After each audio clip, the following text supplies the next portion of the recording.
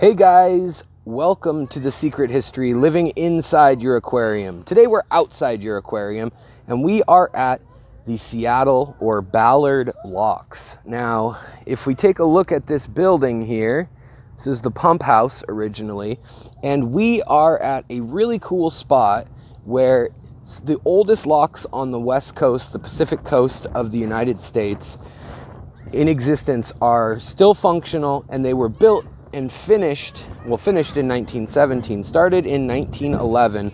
The war caused them to be delayed a little bit material-wise, although they wanted to speed up building these locks because of the war.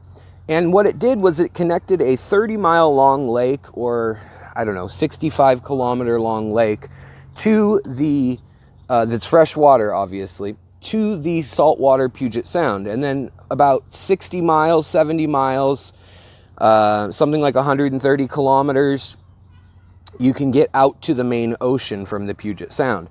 Now, just right, not even a mile away, we have salt water in the Puget Sound that's full salt water and cold. It stays around 55 degrees Fahrenheit year-round, at the warmest in the top levels of the water. But here at the locks, they also have an English garden that's often underappreciated, and they have both foreign plants and native plants. And one cool plant that I wanted to show you, look at where the fish are, is this pitcher plant here, these sundews, which are native to the Olympic Mountains of Washington. And then also we've got some Venus flytraps, which I believe are southern Florida and the southern United States plants. But they just have a nice little carnivorous plant selection here. And the name of the guy who started this garden is Michael E. Fleming. And he was a horticulturalist / rich guy. And basically, basically he put in gardens, and they represent each continent kind of. And we're at the 100th anniversary right now of these gardens, and they're pretty cool. They have a lot of different fungi and plants that bloom all throughout the year at different times, and it's just kind of neat. It brings a diversity of animals that normally wouldn't see, birds and things like that. And then right where we're coming to here, this building in this kind of just pre-Art Deco cement form buildings, turn of the century kind of style architecture. The Army Corps of Engineers actually was tasked with building this massive facility. So the Army Corps of Engineers started work on this, and you can see that it's holding up miraculously well for the age of this this facility, and it's large. I mean, they built it with big visions for the future. So each one of these locks is a section that can then be closed off, and we'll see that. And each one has like a little tower with a control person, and that is salt water right out there. So if we look at the far end, that's salt water. And this is brackish in here, but it actually is separated, has a one-way hydraulic pump system that makes it a little different than your typical lock system, and more advanced. It's more advanced than the locks would be in the future, even later on, because it's able to get all the salt water out for the most part. I mean, not all, but a good amount, enough that the ship stays buoyant, and then the salt water is pumped out while the fresh water is pumped in. Now, there are critters that get through. So sometimes we see seals and things like bull sharks and sturgeon, all sorts of things have come through here. But they've built a fish ladder because it's actually a little tough for animals to sneak through still, even though it's possible. So here you can see just how massive the construction really was for the turn of the century. I mean, we're talking 120 years ago, 110 years ago that this was going on, and we've still got it operating for both big ships that come through here. The Sea Shepherd, which if you watch Animal Planet or Discovery Channel, you've probably seen the Sea Shepherd come through here, which is a research vessel for Greenpeace and I believe University of Washington at one point. And it's big. I think it's like 400 feet long, like 150 30 meters or something. But as you can see, sea level is down here. This looks like a Coast Guard boat of some sort. Yeah, Coast Guard. And over here, this is lake level. So this is freshwater, completely freshwater. And we're going to take a look at some of the plants and sea life on the freshwater side. And it's amazing that the plants do so well here in that it's not really even brackish water. I mean, slightly, but ever so slightly. And the minimal amount of water that gets through is the reason why. And you can see that right now this lock is filling up, and you can actually walk across. So we're going to walk across this main point here, and it fills up all the way to right over here. And then this set of massive doors will open, and the ship can get through. So pretty cool. Good sized drop, probably 20 meters when it's fully down. And then right here, 8, 16. Oh, does it have the meters marked? Each line. Yeah, okay. And then what's that? Oh, we've got salmon right there. Yeah, I know. You see the fish? Yeah. So we probably have some running a little bit late. We've got the salmon that are trapped. Yeah, 8, 16, 24, 32. 8, 16, 24, 32. So these are markers for height. 5 feet. And then a ladder in case of emergencies. But check out all the salmon. Boy, is that cool. They're jumping because they're startled, basically. They don't want to be in these locks, so they want to go up the salmon ladder. So it looks like we might have some sort of steelhead and maybe Chinook or king salmon. I'm not sure what all's running right now. I think the pinks and the humpies are later. But right now in the summer, we get the first run, and those ones taste the best anyways. But they're working their way into Lake Washington here, and then up to different rivers like the Duwamish, and that's what the Native American tribes people relied on for subsistence. And this area is actually known as Salmon Bay here properly. So pretty cool, and it's neat that we got to see all those salmon just there for a moment. So hopefully later we'll see some more salmon and salmonid species as we go along this little tour here. So right in here we've got Coho and Chinook, I've confirmed, are what are here. Now not all of them go into the ladder, and so some of them come up this way with the boats. But you can see just how big the locks are with the cutoff right back there. And they'll fill this with ships, and then they'll use a hydraulic pump system to bring in the water, and it'll be a mix of the brackish, so the salt water here, and then they'll pump it with the fresh above, so they don't even have to use the pump really to fill, other than for speed's sake. But in a moment here, we'll see if they get startled by more boats, because basically it's pushing the salmon, all the ones that could have been here returning from the spawn, it's pushing them this way. And so they're probably just startled by the engine and kind of being corralled to this point here. However, there are a bunch out in this. This connects to Lake Union, and this here is Salmon Bay first. So, and right there we got some big jumpers in the salmon. So they're just excited, worked up, and they're in spawning mode. The sockeye and Chinook, I mean, look at that. They're beautiful big fish. Some of them are, really good sized fish that are, we'll get a look at them closer up later, but just to give you an idea, I mean, that's a good 30 to 40 feet down at least, and they still, look large. So much larger than most aquariums could ever facilitate handling, but really gorgeous. And you can see the power when they jump. They really can jump pretty spectacularly. So we will continue and check out the fresh side of things. All right, guys, so here we have a big old group of salmon that are just kind of going with the ships, stuck in the main area of the locks, as you can see here in Seattle, Washington. This is connecting the Puget Sound with Salmon Bay, and then eventually into Lake Washington Lake Union, the Duwamish River, and these are ancestral Coho and Chinook salmon here that have, for a while, I mean, the numbers were very low, and they've been going up because of conservation work consistently. So it's really cool to see them here. Now they'll also be using the fish ladder, but here any marine creature can kind of come through with the boat, as we've got a big Coast Guard cutter type ship coming through. I don't know my ships, it's probably not a cutter, but a Coast Guard vessel of some size coming through. But it shows you just how big these locks are and how much water they can hold.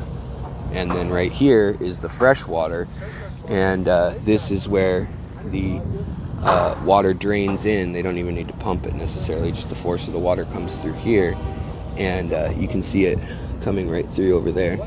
And then there are the salmon right there, which is just really beautiful. They just sparkle and they splash, and they're a really cool creature that's transformed a lot, put on a lot of fat out at sea so that they can come in. You know, they're eating small fish, squid, things like that, and they come in and they completely transform as they come inland. Now some go out and back, in and out multiple times in their life. Others only make the journey back and then pass away, and then their bodies become fertilizer for the water and the forest and the river upstream. But some of these fish actually come in from the salt water and make it all the way, like in the case of the Columbia, make it all the way to Montana and deep into the start of the Rocky Mountains. So it's a really impressive journey that these fish are able to make. And all the whether you look at cutthroat or kokanee, silver, or all sorts of different fish, we have names for them. When we've got trout that go to sea, the stickleback that we have in Lake Washington are from the sea, the sturgeon are from the sea, the sculpins originally are from the sea, and then they've made their transformation, and now they live in freshwater lakes, and then birds carry the eggs from there, and so life continues. But we're going to continue on looking at the freshwater section of the locks over here, and we'll look at just the immense amount of pressure it has to hold back this entire lake, miles and miles of water. Obviously it's just holding back what's right here, but earlier there were salmon just jumping, and I don't know if it's out of excitement. They're definitely not feeding, so either something's scaring them underwater. Oftentimes seals can, or sea lions is even worse. Usually they try to scare those away with basically firecrackers and things, or they'll relocate them. But they have a problem with the seals, and we used to have one that was known well across the whole west coast basically for harassing the salmon and waiting and just eating them and being a lazy sea lion that weighed 1,500 pounds or whatever. So we'll take a look and see if there's any salmon down on this side. I think they're mostly corralled, and here you can start seeing some of the currents from the pumps. So as we make our way, the time I'm walking is also just to show you guys. Also, there's a train crossing up here. Just to show you guys how large of a facility this really is. I mean, it's quite impressive to think that electricity wasn't even, and indoor plumbing was not laid throughout the city. Cars had just come into fashion and couldn't make it up most of the hills in our city, actually. So that's where I lived for years, is Ballard right there, Finney Ridge and Ballard. And then we've got Magnolia here, and there was a military base that's now known as Discovery Park, but it was Fort Worden, and there was also a rather extremely unfortunate race riot that happened there, and there's a lot of interesting history, as well as some forced relocations of the natives who lived here in Salmon Bay. And here you can see they've got the next set of locks, so they're basically putting that military ship through alone, it looks like. And here you can see the salmon are actually swimming right down through here, so there must be a lot of salmon in the run right now, which is amazing to see. So we're going to cross, and we're going to try to get over to that salmon ladder. We're going to see what's going on and see the difference. Again, it's all subject to the tides, so that makes it interesting. And the cool thing is you can see no barnacles, here, just freshwater clam type stuff. And on this side, they clean it, but there's barnacles down there. And over here, you'll see where they pump and also have a turbine that powers part of the rest of all of these buildings, and pumps are powered by these turbines here. And they're quite a bit too tall. They've got it netted off so the fish don't try to kamikaze over the edge. But they'll open these floodgates or spill gates, whatever you want to call them. Look at all that algae on there, all that slime coat. Little critters live on there. But when it's raining heavily or when the water level on the lake is high, they can control it here just like a dam would. And so that's pretty neat that they can kind of open that. And over there, it looks like we have a seal, maybe a gray harbor seal. And they're most definitely eating all those salmon we saw. And oh, here we go. Here we have some beautiful salmon coming through. And these are some big ones. We got Chinook and Coho present in that school. And we've got about probably a 3-foot Chinook, maybe 45-pounder on the big side. And these seals could not be happier. They are probably gobbling up the smaller ones, honestly. Or they get so lazy and fat here that they will just eat the belly fat off of the salmon. And the sea lions here will get so big that they're the biggest ones in the world are found here because of that fact, that they literally just sit and eat the part of the fish they want, the fatty omega-3 fatty acid part, with all the antioxidants and vitamins. But yet again, we saw the salmon in the locks, and this is an area that doesn't open as locks. It's a freshwater spill out. And so the salmon could be acclimating or whatnot, but again, we've got seals chasing down the salmon or just playing. I don't know. It looks like we have four of them, and they look like gray harbor seals, maybe. In fact, actually, we could have, yeah, they're just seals on their back. Sometimes we do get sea otters, which are really adorable and very endangered.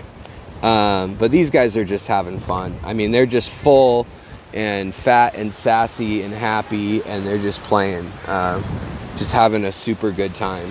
So really cool to see. Also, you can see some, we've got jellyfish here, and I mean, everything else comes in here too. That's the salt water, like I said. So we also have, unfortunately, bull sharks and things like that. Here we've got more salmon, and I mean, these are 35, 40 feet down, and they still look just ginormous. I mean, beautiful, beautiful fish. And I don't know if they can outrun the seal or not, those bigger ones, but they are quick, and you can actually see the markings on these king salmon. They're just really gorgeous fish. I mean, you can see a rainbow shimmer to them, and they're just kind of casually probably getting up the energy and also feeding on smaller things like mullet or herring or whatever. But here we've got more seals out in the middle, as well as the ones that we have over here. And they're working in groups where they'll kind of make a spiral, and they'll get the salmon and they'll take the bait ball and they'll actually twirl that bait ball up, and then they'll be able to pick off salmon from that bait ball and eat it for lunch. And usually, like I said, you'll see them, they'll grab a salmon and they'll eat the belly off the salmon because that's the fattiest, healthiest part for them. And they're trying to get fat for winter and all that. And just like the salmon were in the rivers all season, or in the ocean all season long. Now, the fish ladder itself, this is how it works. So there's a little section, and then the fish jump up it. And then there's a little section. The turbulence here makes it nice and calm for them, and then they can jump up it. And then researchers can either net them or watch them, so on and so forth. Grab the ones with tags or whatever it is they're trying to do.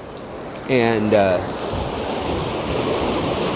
they make their way up, sometimes almost 50, 60 feet from sea level down there to freshwater up here. And here you can actually see the salmon. This one's actually looking a little beat up in its adipose fin area, you can see that it's either been chomped on or it's got some sort of fungal or rot, fungus or rot. Now over here we have some really good sized salmon. This is, you know, a nice adult salmon, and let's see if it comes back around. It should, but they'll be making the jump up here and then they'll head out into Lake Washington eventually. But right now, there's your kind of average, probably 22-inch long, 20-inch long salmon there. And there you go. You can see that that ship we saw earlier is all the way up at freshwater level now. And in a moment, we're actually going to go all the way down and see the fish from below, which is pretty cool. We got a fish ladder viewing area that they're just renewing and renovating. But this is one of the older fish ladders and the only one on a lock system that I know of. But you can see there's the freshwater algae, very reminiscent of what you'd have in an aquarium or something in a freshwater tank. And these locks, or steps rather, are really easy for the salmon. So they can really rest in between if they're tired. But the way they're swimming around out in the open water, they don't seem too tired. We'll see if any end up hopping up right here. But this is where it would happen, is they hop up each level. And you can see there's levels there where they'll hop up too. So it just kind of depends on how much of a hurry they're in, how much energy they have, time of day, water temperature, and all that. But it's fresh water flowing in here. And it's just a cool spot to come with family and anybody who loves animals and nature.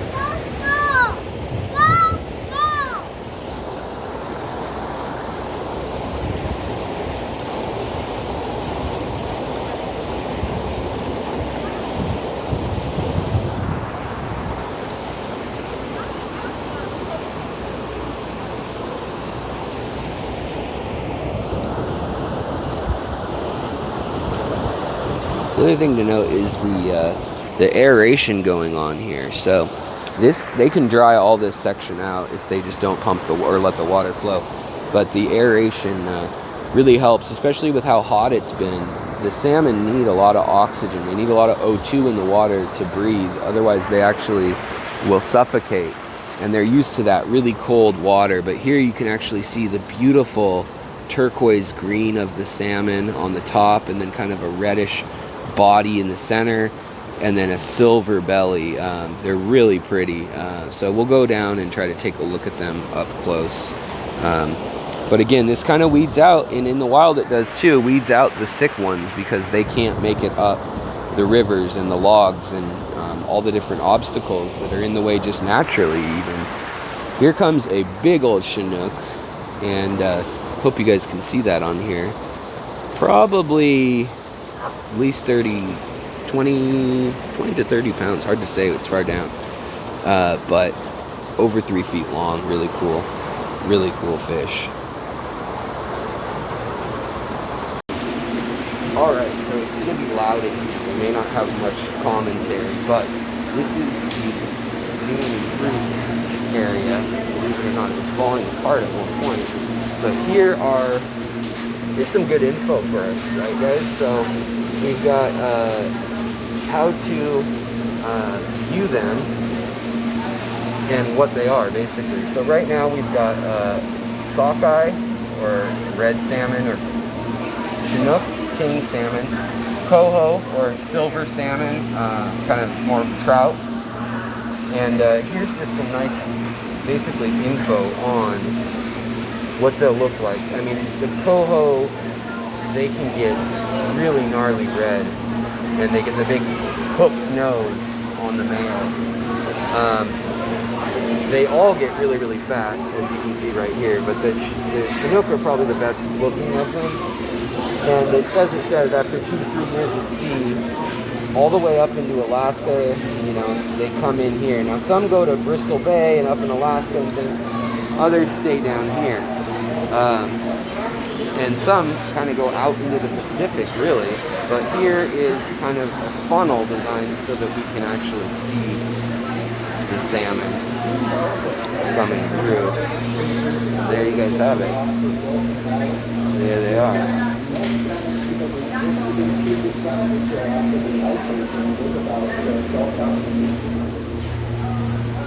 This one has no adipose fin on it.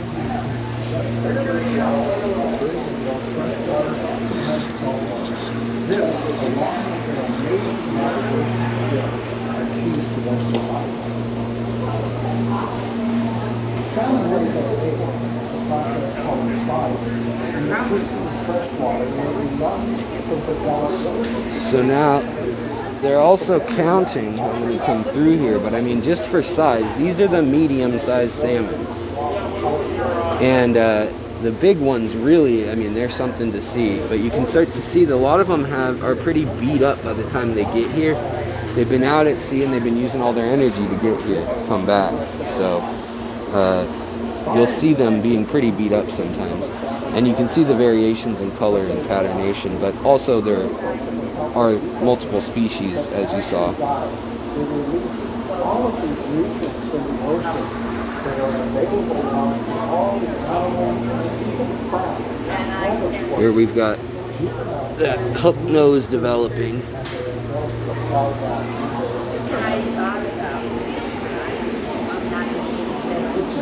Here you can see all the algae too forming. You can really get the flow, an idea of it. And again, for size, just ginormous fish. Even the average size here, if you're not used to it.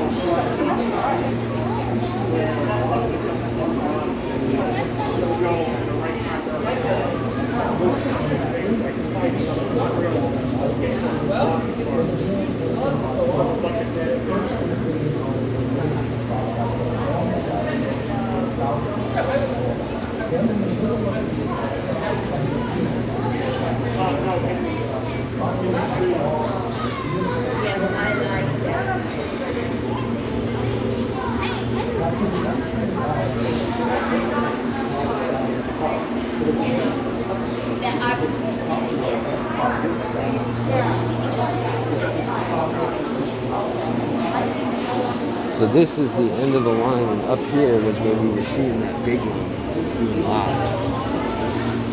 So you can see just how much water is coming in, how much, I mean, they're mimicking a river here.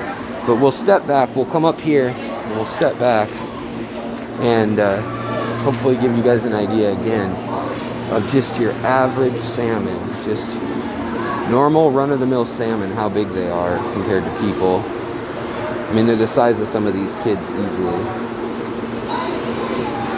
And here we have some of the big ones. And these are not in an aquarium, obviously. They're just in a fish ladder at the moment. So, completely wild fish.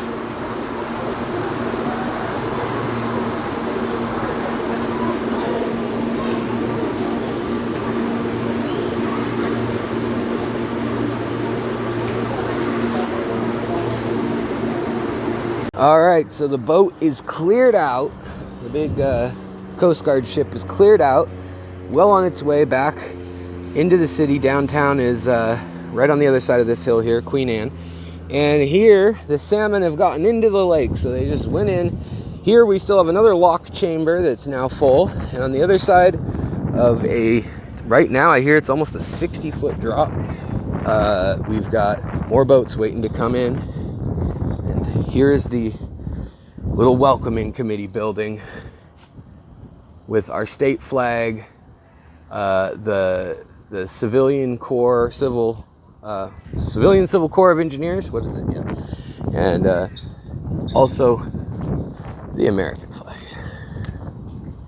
It's funny. There's these plaques everywhere that say 50th anniversary, 10th anniversary, 100th anniversary, 90th anniversary.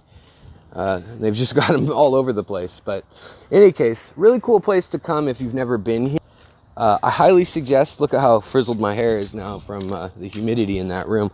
But highly suggest you guys come down here if you visit Seattle anytime in September.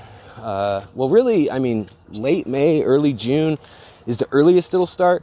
July 10th is kind of when they open it up, I think, usually July 4th. Sometimes that weekend they'll use as a marker. And that's when the Coho start running and the Chinook start running together.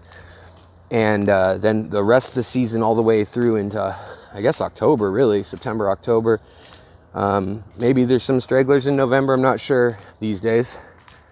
But for a while, there were none of the last of the 3 later runs, and almost none of the first 2 runs for a minute there. Lake Washington was very, very polluted and damaged. And we've really, really turned it around with the policies we have here. And, you know, fishing is still open and available, and the Native Americans still have their rights to harvesting the salmon, which, I mean, they've been here for over 10,000 years as of the salmon, and so it's only right, I suppose, that they both together are still resiliently here after almost not being. So if you enjoyed today's video, out and about, vlog style, let me know. Let me know if there's anything else you'd like me to check out here in the Northwest that you're curious about. And I'll talk to you guys next time on the secret history living in your and outside your aquarium. Talk to you guys later. Bye.